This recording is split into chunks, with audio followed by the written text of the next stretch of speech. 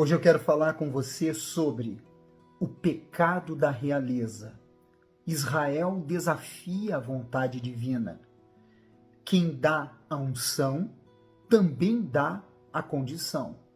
E o primeiro rei homem de Israel. Seja muito bem-vindo ao Devocional 2024. Esses assuntos vão, com certeza, impactar a sua vida positivamente. Não esqueça de deixar aí o seu like, o seu comentário e também enviar para o maior número de pessoas possíveis esse conteúdo especial.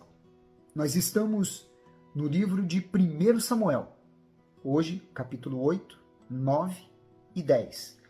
E eu quero começar com o versículo 1 ao 4, quando mostra que os filhos de Samuel estavam seguindo os mesmos passos que os filhos de Eli. A palavra de Deus, ela nos mostra as seguintes orientações e registros sobre este assunto.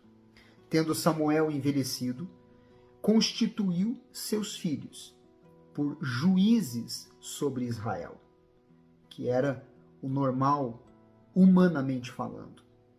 O primogênito chamava-se Joel, e o segundo, Abias, e foram juízes em Berseba. Porém, seus filhos não andaram pelos caminhos dele, ou seja, pelos caminhos do seu pai, de Samuel. Samuel deu exemplo aos filhos, mas eles escolheram não seguir o exemplo do pai. Antes, se inclinaram à avareza e aceitaram subornos e perverteram o direito, ou seja, faziam injustiças.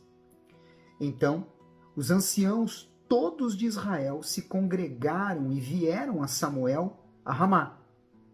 Eles foram até Samuel e colocaram diante de Samuel dois pontos que foram cruciais para o destino dos filhos de Israel terem um rei homem a partir daquele momento.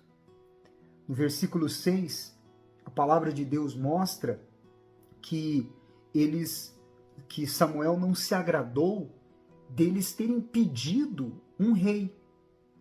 Mas em nenhum momento nós vemos Samuel reprovando a reprovação deles com respeito aos filhos. Por quê? Samuel sabia que os filhos tinham um comportamento inadequado.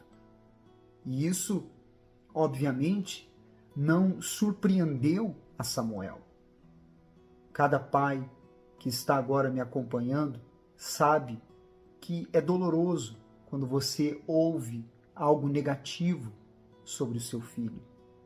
Mas, mais do que essa notícia, o que foi doloroso para Samuel foi o pedido dos filhos de Israel em rejeitar Deus como seu rei, querendo seguir o exemplo das nações pagãs, que desde lá no Egito, quando eles saíram peregrinando pelo deserto, Deus vinha falando que eles não deveriam seguir o exemplo das nações pagãs.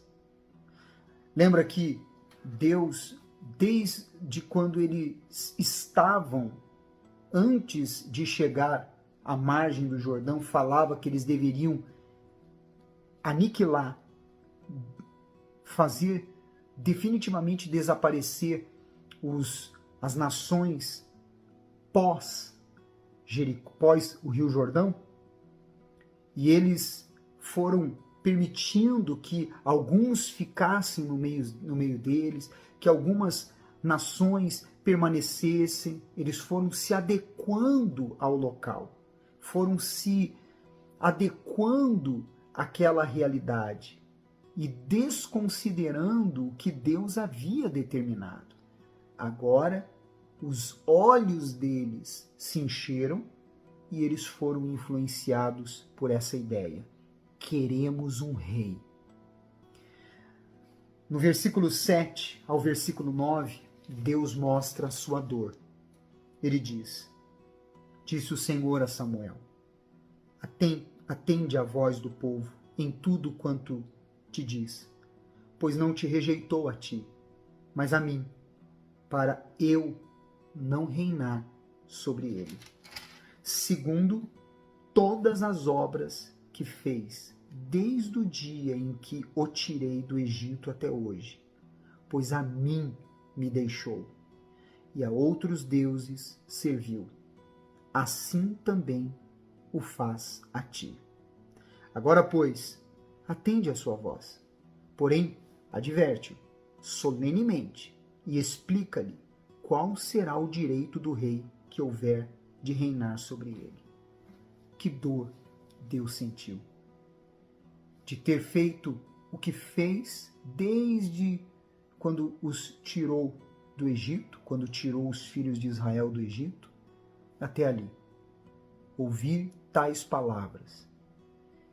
E cada um de nós devemos refletir nisso para ver se em alguma situação, ocasião, questão, não temos substituído Deus e entristecido a Ele com essa decisão. Porque a dor de Deus em se sentir rejeitado, e isso traz consequências. E nós vemos claramente que essas consequências, elas vieram em inúmeras ocasiões e situações. Porque a falta de Deus é a presença do mal. E isso permite que ele tenha legalidade sobre aqueles que o rejeitaram. No versículo 10 ao versículo 21, nós vemos que os filhos de Israel, com as leis dos reis, aquilo que os reis tinham como seus direitos, tinham os seus deveres, que logo depois ele fala para Saul. Mas ele tinha os seus direitos sobre aqueles que ele reinava, e isso mostrava que, na verdade, estava havendo uma transferência de serventia. Eles estavam deixando de servir a Deus para servir um homem, mesmo que esse fosse um representante de Deus. Quando nós vemos, por exemplo, no capítulo 9, do versículo 20 ao 21, depois de Saul entrar em cena e ir atrás das jumentas do seu pai, ele se depara com Samuel. E ali Samuel diz para ele que ele não tinha que se preocupar com as jumentas, mas o que tinha de precioso em Israel estava preparado para ele.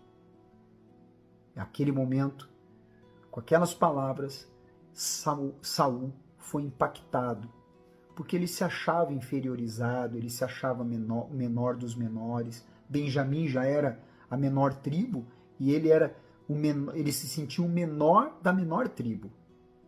Mas as mesmas palavras que foram dadas a Saul, você também deve se apegar.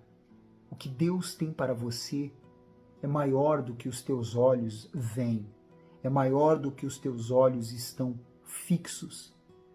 Deus tem algo muito grande para você aqui e no porvir. Você crê nisso? Então aí onde você está, diga amém, porque com certeza estas palavras se cumprirão na sua vida. No versículo 10, aliás, no capítulo 10, no versículo 1, a palavra de Deus mostra o momento da unção. Tomou Samuel um vaso de azeite e lhe o derramou sobre a cabeça, e o beijou, e disse: Não te ungiu porventura o Senhor por príncipe sobre a sua herança, o povo de Israel? Naquele momento, a unção que vinha sobre Saul estava lhe dando condições. Quando você recebe a unção de Deus, que é o seu Espírito nos dias de hoje, Ele te dá condição, Ele te capacita, Ele será contigo. Nós vemos que do versículo 2 ao versículo 8, Samuel foi dando para Saul os sinais que eram confirmações de que ele era o escolhido. Quando você é ungido, é ungida pelo Espírito Santo, ele dá sinais. Esses sinais vão confirmando que ele é com você em cada ocasião, em cada situação, mesmo que tudo esteja contra. No versículo 6 e 7, quando Samuel diz assim, veja só, o Espírito do Senhor se apossará de ti, e profetizarás com eles, e tu serás mudado em outro homem. Quando estes sinais te sucederem, faze o que a ocasião te pedir, porque Deus é contigo. Aqui nós vemos o retrato, nos dias de hoje, do batismo com o Espírito Santo. Quando uma pessoa é batizada com o Espírito Santo se apossa dessa pessoa, ela passa a profetizar as palavras de Deus, ela propaga as palavras de Deus pela sua boca e pelo seu comportamento, ela é mudada numa nova criatura, num novo ser, numa nova pessoa, e Deus passa a ser com ela em todas as ocasiões, mesmo as ocasiões, até mesmo nas ocasiões que são impossíveis e adversas, principalmente nessas. A verdade é essa. No versículo 9, a mudança de coração que ocorreu ali depois das palavras ditas por Samuel, é o que acontece quando você deixa as palavras de Deus entrar em seu ser. Deixa estas palavras que você está ouvindo aqui entrar no seu ser. E o seu interior será mudado.